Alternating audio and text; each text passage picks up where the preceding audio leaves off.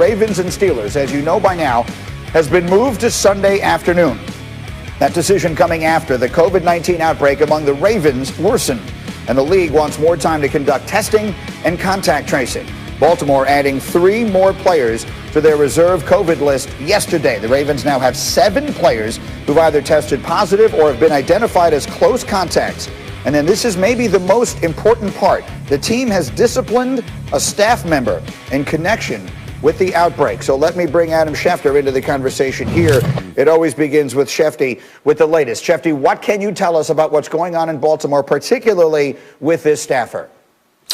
Well, they are obviously looking into this and to see how this virus spread, as the league is always going to do with contact tracing. And they've identified the individual they think it started with, and now they'll see how and why this happened, why it led to basically the postponement of a game that was supposed to be in prime time tonight that now has been shifted to Sunday afternoon, 1:15, causing an awful lot of changes and an awful lot of Pittsburgh Steelers to be quite upset about this whole arrangement. So there's all sorts of fallout, and this is what the league has preached all year long, that the actions of one individual can impact everybody on an entire team, and in this particular case, 2 teams and a whole country that was waiting to watch that football game tonight. So we'll see what kind of discipline it leads to. We'll see what is the fallout from this particular situation, but obviously it's a situation that nobody wanted. You hope first and foremost that everybody's okay, that the virus doesn't spread, but now also you want answers and you want to make sure that something like this does not happen anywhere else anytime soon.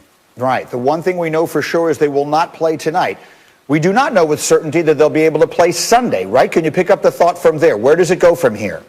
Well, listen, the league planned to play this game on Thursday night, and you'll notice it said all week long, the status of this game remains unchanged. And that will be the case, Greeny, going forward with every game. The status will remain unchanged until it's changed. And so there'll be more testing that's done today and tomorrow and Saturday. But just like the positive tests within the Ravens organization grew from 1 to 3 to 5 to 7, we don't know that it's going to stop there. If it does, yes, they will play on Sunday. The status will be unchanged. But if there are more and more and more positives, and it makes it such that they can't play this game, well, you have your answer right there. So, again, the plan is to play Sunday 1:15. We're planning for that right now. And we'll see how the testing goes in the next 24, 48, 72 hours. I think it's also important to remind everyone, or to let you know if you don't know, the Ravens are then supposed to play again next Thursday. Baltimore-Dallas is next Thursday's game. So there are a lot of moving parts here, and Shefty will keep us abreast of all of them. But you mentioned the Steelers are upset. Well, they were making no secret of that yesterday. Let me show you some of the reaction from Pittsburgh on social media. We see the first one. That's Chase Claypool. This came out just moments after the announcement of the postponement. He simply tweeted, "What a joke." Juju Smith-Schuster had lengthier thoughts. First, the NFL takes away our bye week because another team can't get their COVID situation together. Now they take away our Thanksgiving primetime game for the same reason. Eric Ebron also posting thoughts yesterday saying, "I'm not going to lie, NFL, this is," and we can't show you the word that he says it is. So let me bring the rest of the crew in. And if you don't remember, the reason they're complaining about the bye week, their game against Tennessee much earlier this season had to wind up getting moved, and it cost the Steelers their bye week. So that's some context of why they're saying what they're saying. But Bart Scott, as you listen to these comments from the Pittsburgh Steelers, what thought goes through your mind? They come off sounding like children, because you have to understand we're in the middle of a 100-year pandemic.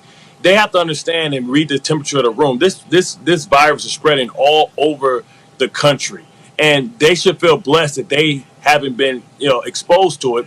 But also understand, is this the unfair competitive advantage that you want when you talk about playing this great rivalry, which is the Baltimore Ravens and the Pittsburgh Steelers?